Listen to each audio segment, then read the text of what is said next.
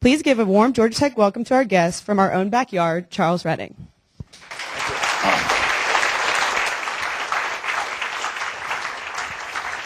Thank you. Just make sure the mic, can you hear me? All right, well, good afternoon, everyone. I always get nervous when someone asks me to do an impact speech because you never know how impactful it's going to be at all. So I'm going to give it a try. And certainly it's very good for me to be back on Georgia Tech's campus.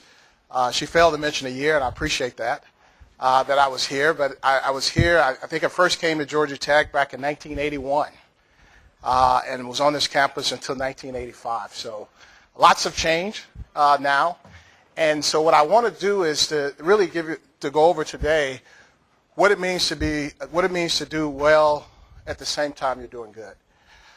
The good news around this, we'll go to a lot of things. The good news around this, I think, as I, go out and I talk to, students like yourself today, you're much more socially aware than I ever was. At the time that, we came out of school, or I came out of school, we were very focused on doing well, not so much on the doing good. The good news is you're beginning to start ask the right questions around this. And I think one of the things that, at least for me, if you can get this quote, I think Steve Jobs had it best in terms of, how is it that you can do well and do good. When he understood that your work is going to be a large part of your life, okay? So you have to understand that. And so given that it's going to be a large part of your life, the only way to be truly satisfied is to do what you believe is great work. So that's the challenge. How can you be satisfied by doing great work? And the only way to do great work really is to love what you do. And so that's really what I want to talk about. How can you dedicate yourself to doing great work and really love the work that you're doing? And it really all starts with a question. And I think if you look at this, many of you are asking the question, how can I make sure I'm doing well in life? And I think that's an age-old question. That's something that we always challenge, our kids, our peers. You want to do well in life. I think what is happening now, a lot of people are moving beyond that and saying, how can I make sure I'm doing well, okay, or doing good in the world? And so, at least for me, either one of those questions alone are probably the wrong question. And I think what you're finding out, many people are asking the question fundamentally is, how can I make sure that I'm doing well while I'm doing good? Now, let me pause here because I'm always fascinated with the art of the question. And this is one of the surefire ways, if you want to impact behavior, is to really ask the right question. And so think about if you're in a household and the question you're asking your kids is, will you go to college? Now, to do that precludes that there's an option not to go to college, right? So behavior-wise, you've given them an option to go or not go. Now, contrast that with a household which says, which college are you going to? Okay? The art of the question. So really making sure you ask, and this is real life, and you'll find that particularly a lot of African-American households, the question often the time is, are you going to college? And so if you can move away from that question to which college are you going to, you will fundamentally impact behavior for a lifetime. So that's the question. And I say that the question, after you answer that question, is the secret is really begin to look beyond what many companies are calling the CSR. They all have them. Corporate social responsibility. You've heard it. They all want to talk about all the great work they're doing and all the benefits they're giving, all the money. But really, the challenge is if you're looking at companies, you want to look at one in which it's within the fabric of the organization. So what I like to share for you is really my career and working for over 23 years with a company in which I thought did it very well. They had a credo, Johnson & Johnson. And then now to another company I think is doing extraordinarily well with MedShare.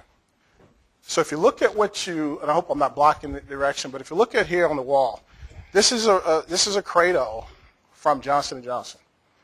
And of all the companies around the world, wherever you go, the first thing you're met with is your credo. Okay? These are the guiding principles. And if you look at the credo for J&J, it's pretty clear. It's got 4 paragraphs. And the first paragraph really speaks to the company's responsibility to to the doctors, the patients, the nurses, all those people that are using the product. The second one, it begins to talk about the responsibility to the employees, which is very good. I'm glad they cared about me. And then the third one, which I'm going to go into a lot more detail, is their responsibility to the communities in which we live and work. And then the very last one, you can't ignore the fact that you still had a responsibility to the stakeholders. But the idea was if you did those top three right, then the bottom would take care of itself. And many companies, though, they reverse it. They pay so much attention to Wall Street, so much attention to trying to, satisfy the stakeholders that they lose sight of some of the other responsibilities. So examining, at least at this moment, the community aspect of the credo, it states that we're responsible to the communities in which we live and work and the world community as well. That's a pretty bold statement to think about that. So it takes on a different tenor, I think, in terms of just a corporate social responsibility if you really now bring it to the place in which you're working and operating. The other thing about this is saying this notion of being good citizens, supporting good works and charities, so there it comes again. And this one that we always chuckle at, it says, bear our fair share of taxes. What for-profit company in the world wants to bear their fair share of taxes? That seems confounding, right?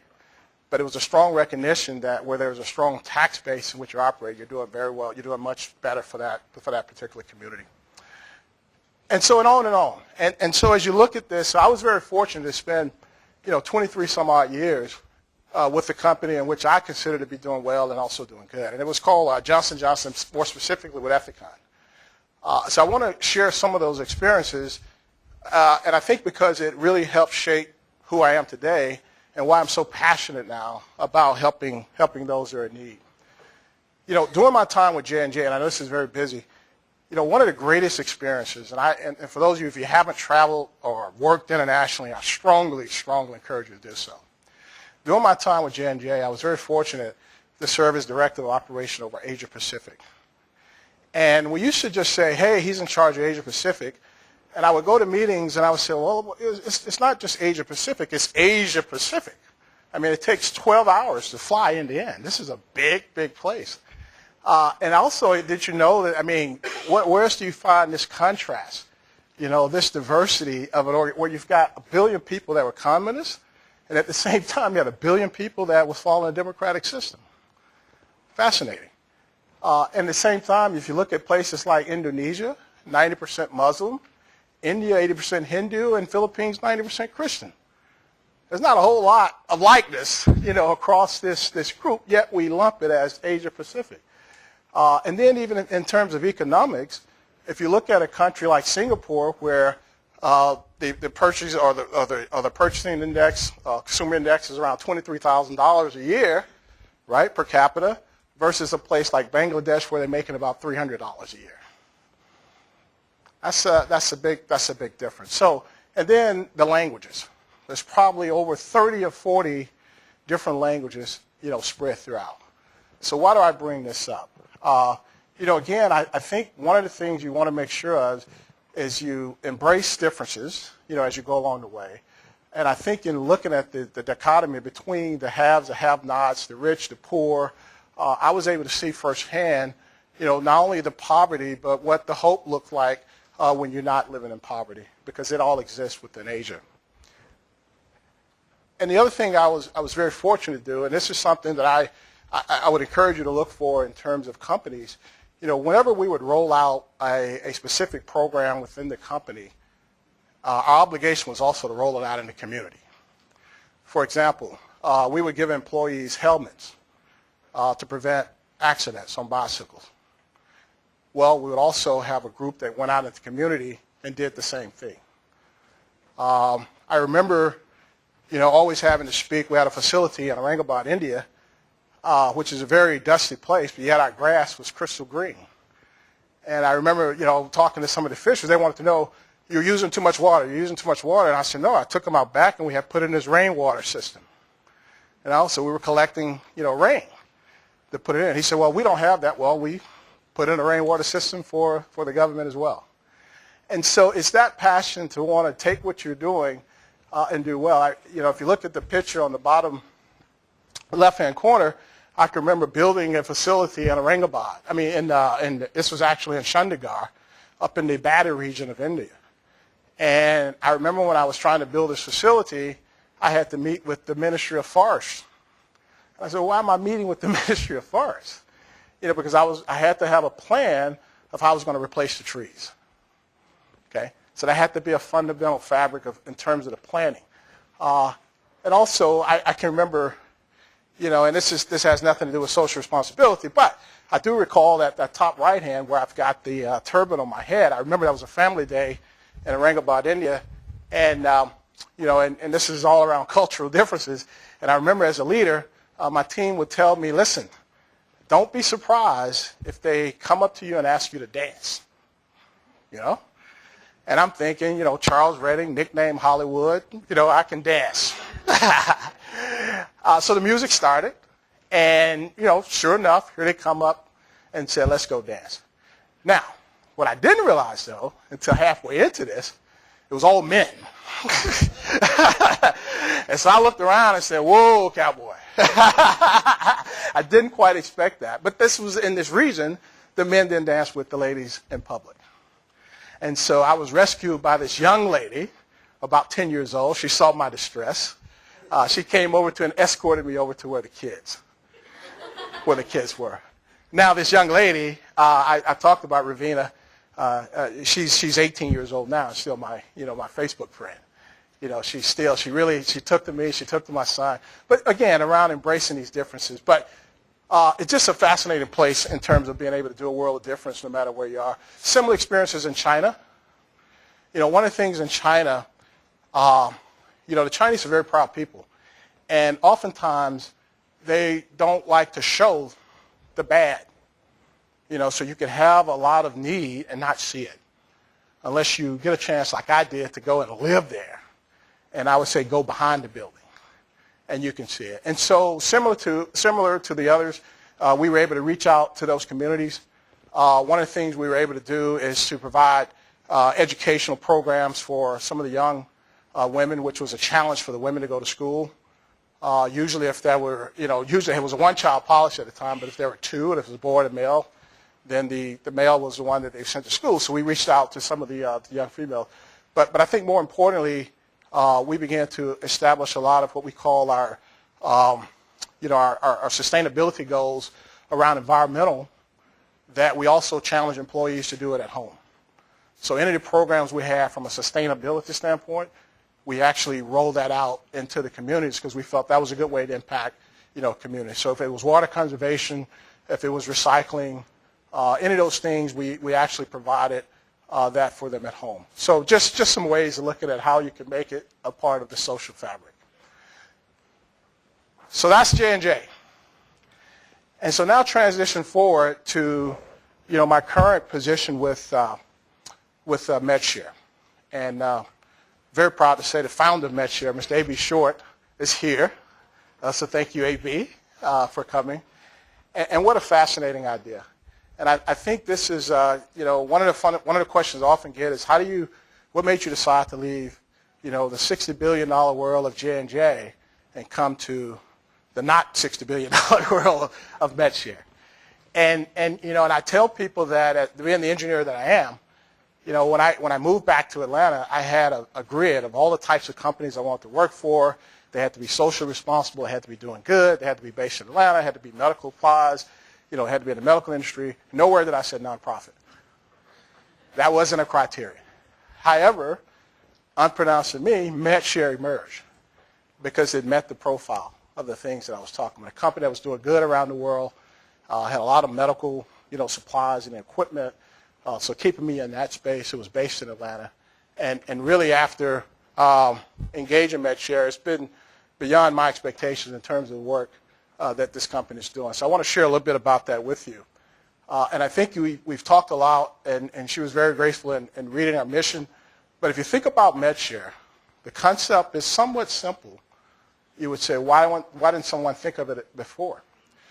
So we're taking unused, unopened surplus medical supplies that would normally end up in the landfill and now repurposing those materials to parts of the world that need it. So there's a very strong environmental component to the mission, and that we're keeping these items out of the landfill. And at the same time, we're focused on trying to strengthen healthcare system capacity around the world. What a brilliant idea.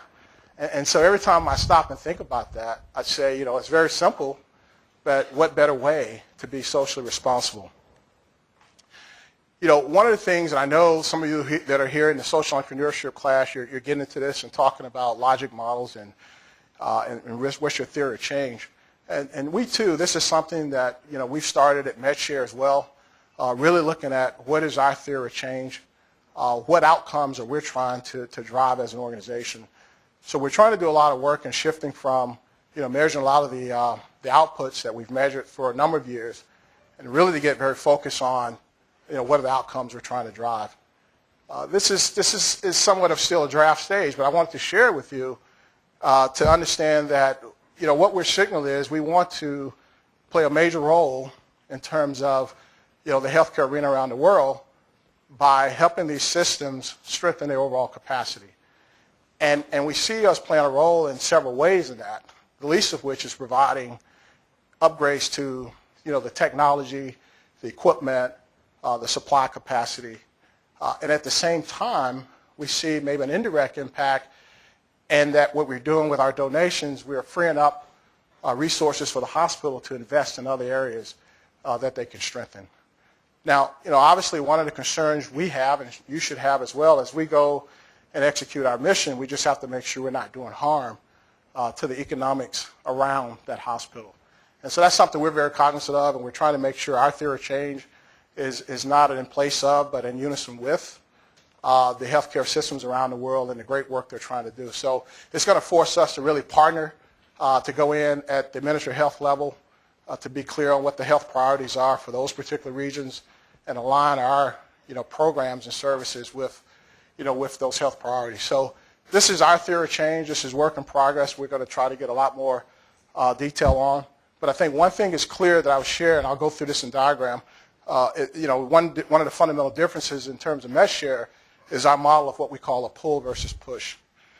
So there's a lot of companies that are shipping products to the developing world. One thing that set us apart and we believe is unique is that we allow the recipients to select exactly what they need.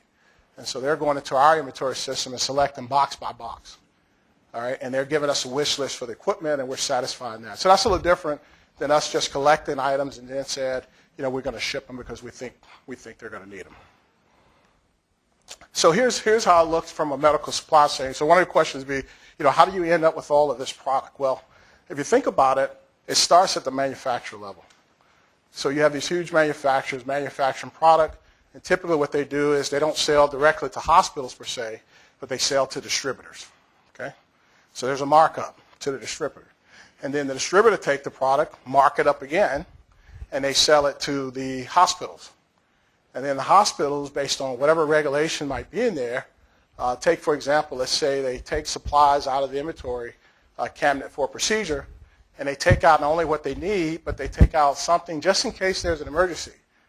And if there's no emergency, they can't put that back into the inventory, as an example. And they've already charged the patient.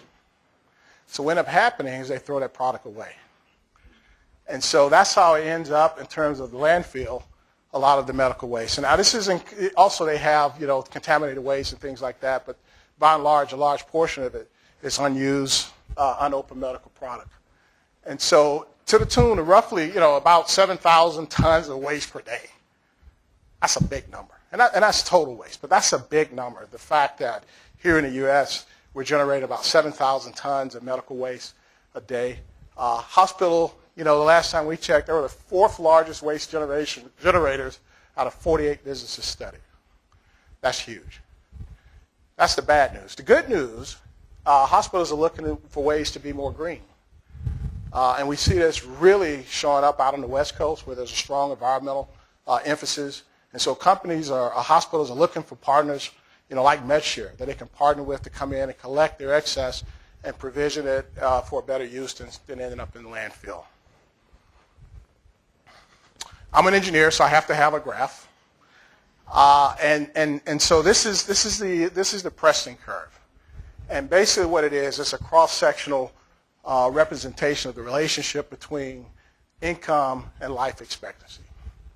No surprise there, right? The more the income, the longer you live. The interesting, and this was developed by Samuel Preston back in the 70s. And first of all, you have to understand there's 2 billion people today still with limited or no access to health care. So from a measure model, that translates to almost an infinite demand for the types of product and services we're providing. But also what was interesting in this, which is why I think our model fits, it showed that 75 to 90%, that life expectancy can be improved 75 to 90% just with the introduction of better healthcare technology. So think about that. So technology, healthcare technology, is a direct correlation between the introduction of better technology and improving overall life expectancy. And so that's why I think the idea of MedShare is a good one, and that's why our focus continues to be on providing biomedical equipment, services, and a lot of the needed healthcare supplies. In terms of our process, it really starts with our procurement effort, and we procure products from a number of sources. I've talked about the hospital collection, where we have barrels located in the hospitals and strategic areas that we go out and do in-servicing and ask them to put unopened, unused, unexpired product into the bins. And that's very key. We go by the World Health Organization standards. We basically say if it can't be used here, then it should not be used there. So we won't ship anything with less than 1 year expiration dating. But not only the hospitals, we also have relationships with the manufacturers. Maybe this group won't be surprised, but a lot of times there's just a cosmetic defect on a box. So the manufacturer can't sell it, so they'll donate it to MedShare. In many cases, we can call up a manufacturer for a directed ask, and they'll manufacture product for us as well, or give us, and sometimes there are manufacturing overruns also that we get product. And we do the same thing with distributors. So that's our procurement effort. It then goes to our volunteers to sort and package these items. MedShare uses upwards of 18,000 volunteers a year, okay, across 3 sites. We have locations here in the Atlanta area, we're out in San Francisco Bay Area, and we just opened up a facility up in the New York metropolitan area, Secaucus, New Jersey. And across those sites, we're bringing in 18,000 volunteers to help us sort through the medical products. And why is that important? Well, the sorting is, if you can imagine, we have sutures of all kinds of, all types, all sizes. And in order to get it into our inventory database, we want one like item in a box. And so the volunteers will go through a series of sorts to get it down to the item level to be put into our inventory. After that is done, and we have an application from a recipient sponsorship, we allow the recipients to go online, the same way you would go on to Amazon or eBay, and it's like shopping. And so they have access to our inventory. They can select box by box. And roughly 1,000 boxes per container on a 40-foot size container, about 25 or 35 pieces of biomedical equipment. And then the container is shipped. So one thing should jump out to you in terms of MedShare. There's a lot of warehousing, distribution, logistics, international customs work that we get involved with, which is very different than most NGOs. So it requires a very special expertise, and we're very proud, certainly, to have a very skilled staff on hand. Many have worked around the world from different countries. They're bilingual and very skilled. In fact, we actually have a nurse that handles a lot of the shipping who's bilingual, which really helps in terms of talking to and engaging the recipients. The results of the last 15 years, this is why I always, when I see AB, I thank him for this idea along with Bar Freeman. We've been around for 15 years. We've shipped these containers to over 95 different countries, close to 96 countries now. And it's been over 1,000 containers. We just celebrated this year shipping our 1,000th container, and we're probably well over that now. The 18,000 volunteers I mentioned, and we continue to be rated as one of America's top rated charities based on the work we're doing and the financial responsibility that we're exhibiting. So, it's just another great idea. of how you can be socially responsible. It is a nonprofit, which I think is run very much like for-profit businesses that I've seen, just based on the technology that's required, the expertise, and some of the other things we're trying to employ. And we continually get rewarded or awarded for our efforts. A lot of these came from the Bay Area, but you can see the attention that the communities are giving, and they're thanking us for our efforts in terms of continue to drive for a greener society, and at the same time trying to improve the quality of life of healthcare around the world. So with that, I want to say thank you and see if there are any questions.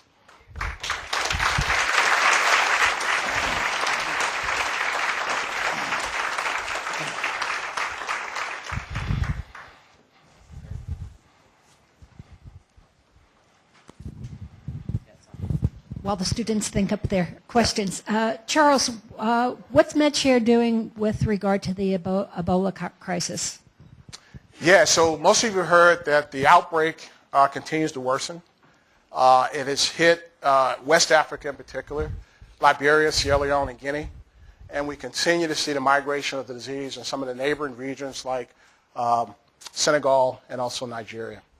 So one of the things, and this is something, this is a dubious task I have, is I monitor these world events and looking and see if there's these types of outbreaks or disasters that are occurring. When this one hit, we monitored it, and then as we saw it continue to escalate, one of the first things we did was reach out to our partner hospitals in those regions to understand what the needs were. From that, we were able to put together a pretty good need list of supplies and equipment. As you can imagine, most of them were the protective items, gloves, masks, respirators, shoe coverings.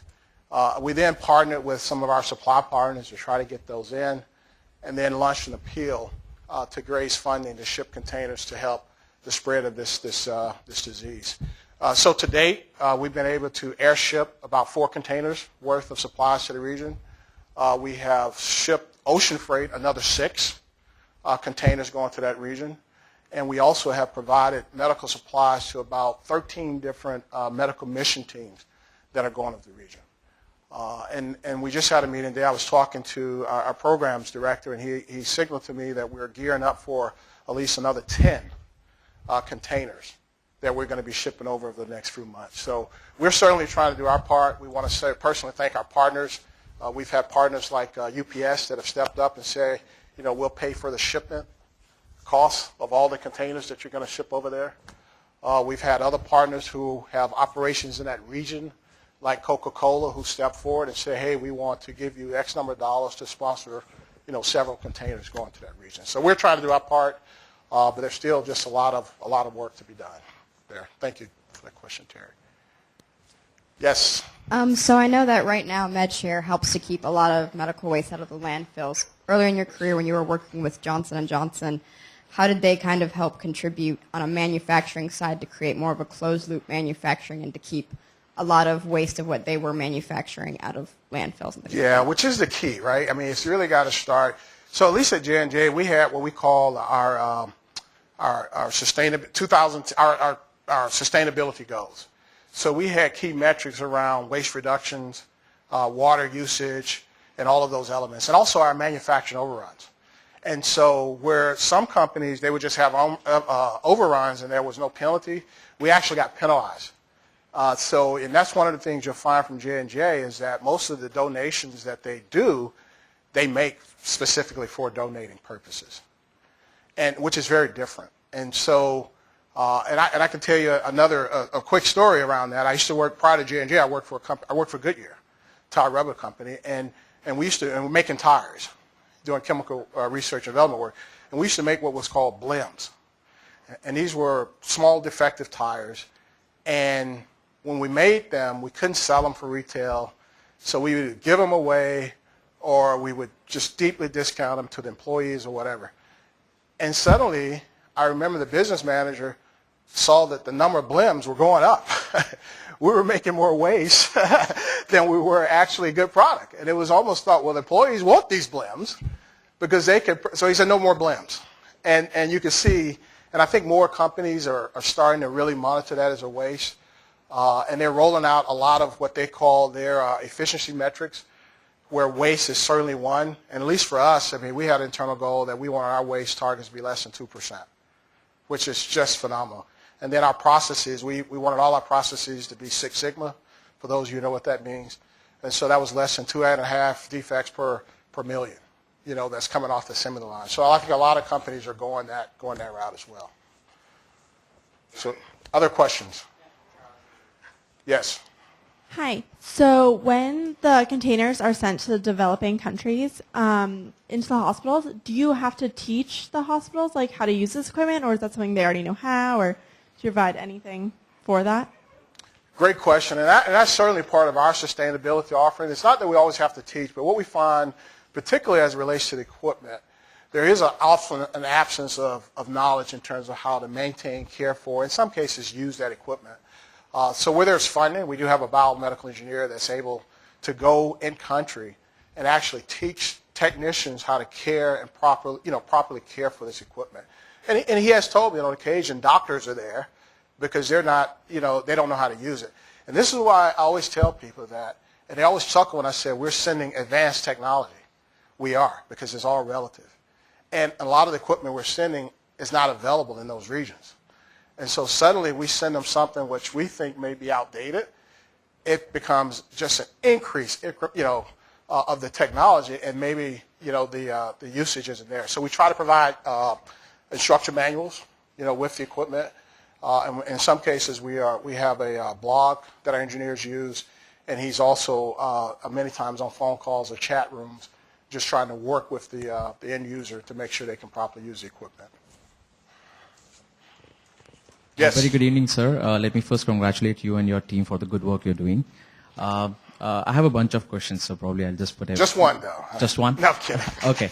The first one, you spoke about your experience from the tire manufacturing, blem tires. So, Yes. The focus was on improving the efficiency. Right.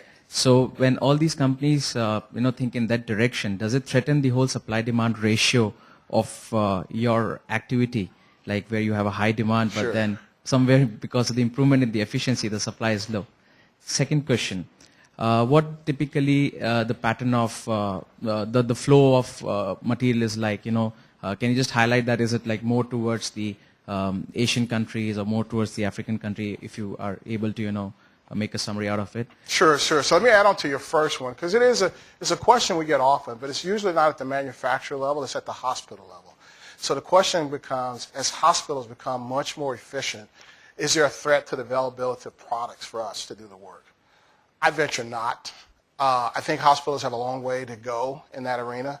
And here's why I say that, because from the manufacturing side, they're always trying to innovate, and they're always coming up with something new. And typically what happens with hospitals, the minute the new thing is available, they don't want to use the old. Okay? So that's one avenue. The other avenue is we're very heavily regulated as a society, so we have OSHA regulating a lot of the safety aspects. So let's take, for example, you have an IV stand, and maybe there's 3-prong stand today. OSHA comes tomorrow and say, hey, that's a safety issue. We need to add 2 more to make it safer, so there's 5. So you always have those types of things going on.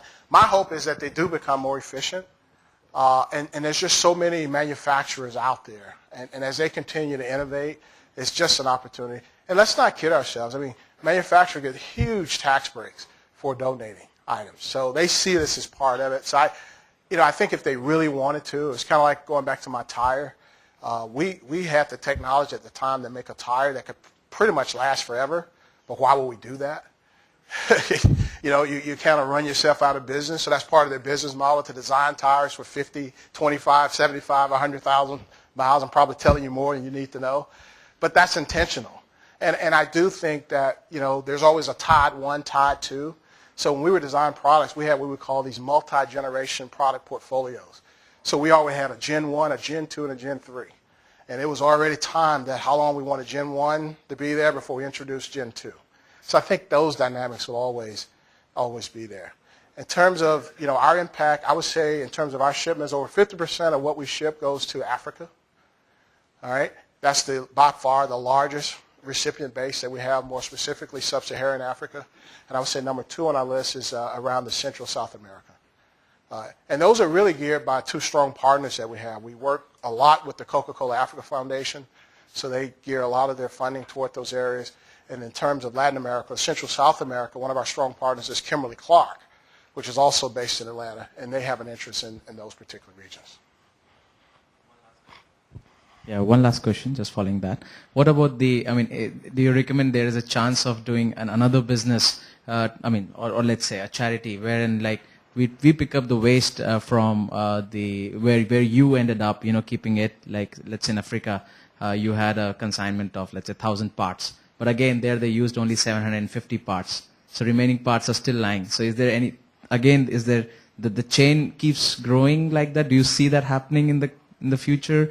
Or is just that you bring 1,000 parts and 1,000 parts are actually used and there is actually no wastage from I wouldn't say no, but delivery? very little. I mean, because of the band being so great, he's talking about at the user end, is there excess being generated by them not using, a lot of product. I mean, we don't see that because the need's so great that you can share with surrounding regions. I long for that day. I mean, really, that they don't need the products that we have, but that's not where we are. I don't see that anytime soon.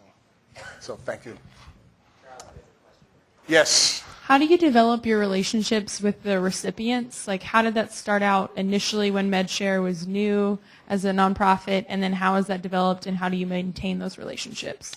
Yeah, so great question. I mean, you can imagine, just in terms of that diagram I showed, it kind of points you in the direction where, the strongest need is. And many of our board members here, and I do remember having conversations where, the immediate need was on the poorest of the poor. So it was really trying to get into those regions where they just had no other option. So that's probably how it started, and really focusing on those particular areas. By and large, we get hospitals brought to us by the sponsor. So our model is there's a third-party sponsor that may have an interest in that particular country, that particular hospital, that would make us aware. We also have our network of partnerships in various regions, in which we have we've built up just a huge hospital supply base, a hospital base, recipient base over the years that we try to stay in contact. One of the things we've at least identified in our strategic plan is the need to go deeper in some regions.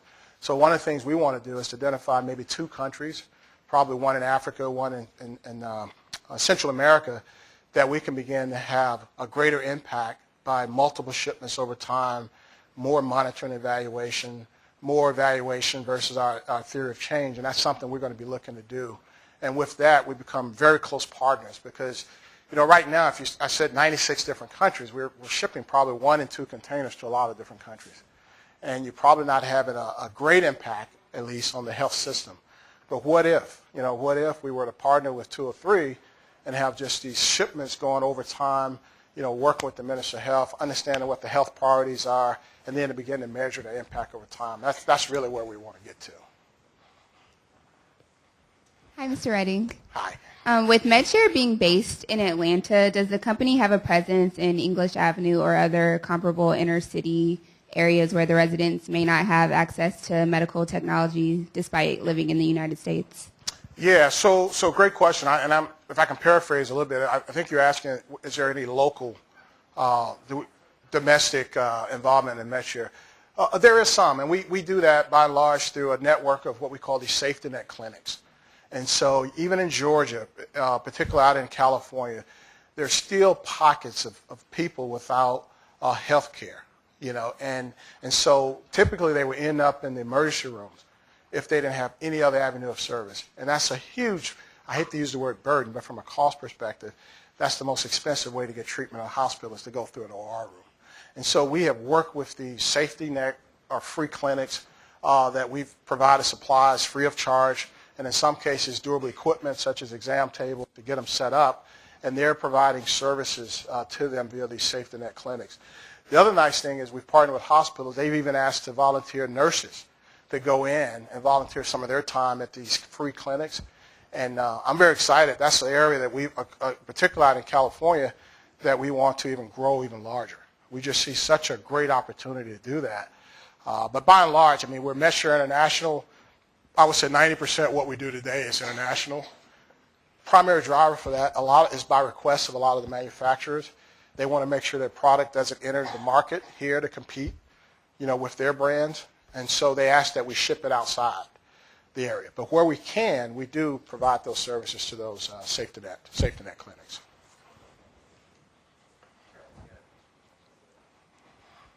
Thanks for coming to Georgia Tech today. My question relates to when I saw the list of the recognitions from various parts of the country, several of them from California, as a matter of fact. Yet MedShare is an Atlanta organization. I guess my question is this: what is MedShare doing to scale up, so to speak, the model, or like sister organizations in places like L.A. or San Francisco? Are you creating other MedShares around the country, and if so, are these MedShares cooperating in such a way that they can share best practices and that sort of thing? Yep, and I didn't ask him to ask that question, so that's not a setup. But we have called that out in our strategic plan. First of all, our strategic plan has 3 strategic pillars that we're working toward. One is achieving greater recipient impact, which a lot of the questions so far have been geared around. The second pillar is around what we call capital efficient growth. Right now, MedShare, we have what we call 3 anchor facilities, one up in New York, one in San Francisco, and one here in the Atlanta area. So what we want to do is create a hub and spoke model where we are creating partnerships with other satellite organizations on a collection basis that are feeding into those sites. And the reason for that, you can imagine, it's very expensive whenever time you have bricks and mortar, that you have to go either lease a building or build a building. So we're looking for more economical ways to grow, realizing we do have to achieve scale. And so the other thing we're doing is we're creating partnerships. There are other startup organizations that are trying to do what we're doing, and as opposed to looking at them as a competitor, we're actually helping them to come up. We actually help them come up, and in turn, what they're doing is providing a lot of those supplies, to us to go into our inventory. So that's the model we're using now to try to grow even more. Is that the basis of recognitions from California? Well, most of the recognition from California is based on environmental impact, and again, because that's such a strong need, out there in California. Yeah, and we are, for example, there's one group we're working with in the we're located really around Oakland. And we don't have a strong presence in, say, Southern California, but we have identified another NGO who's starting up that we're supporting, and the plan is for that organization to ship the products, to us. Yeah. Yes.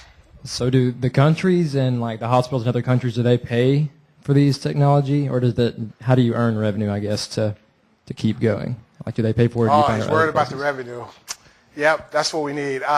So great question. I mean, and again, I was talking to our other founder, Bob Freeman, and he reminded me. He said, Charles, the idea is for the recipient not to pay a dime. We have to keep the model where the recipient doesn't pay a dime. And I go, but Bob, somebody's got. Well, what he was saying is the hospital itself may not be the one paying, but we do look for a third-party sponsor.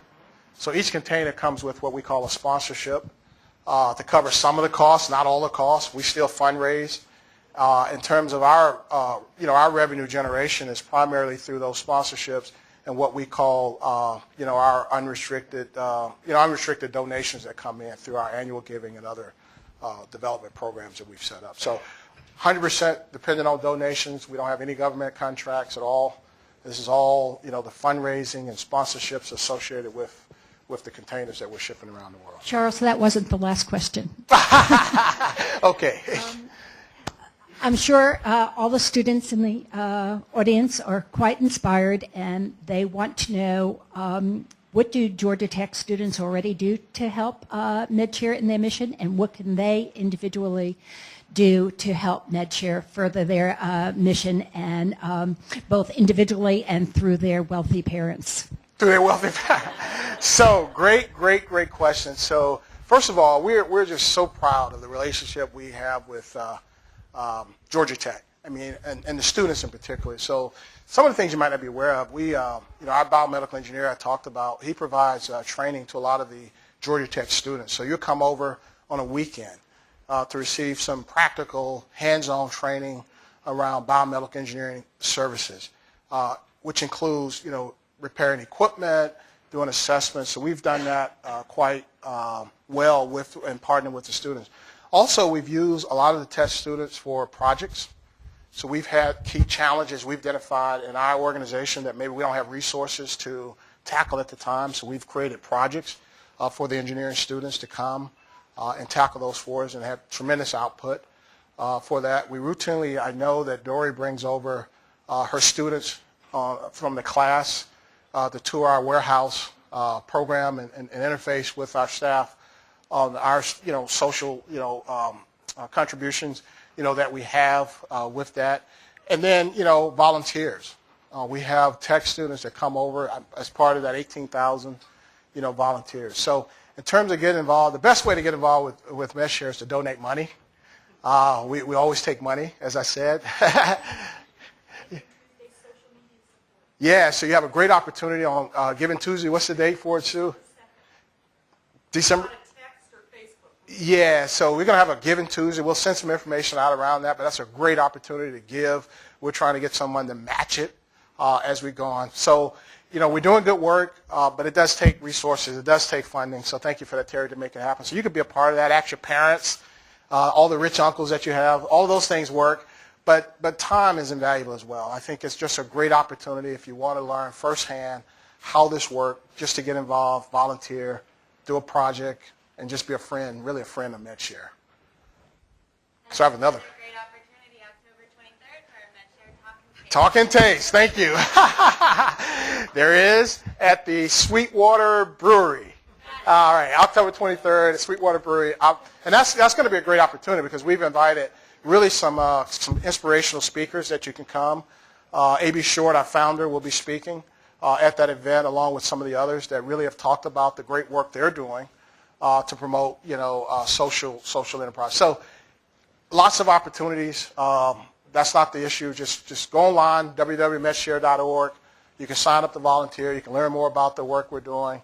You can donate or, just stay in touch. Stay in touch with us.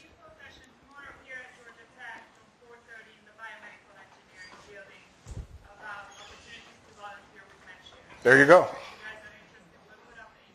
4:30 tomorrow.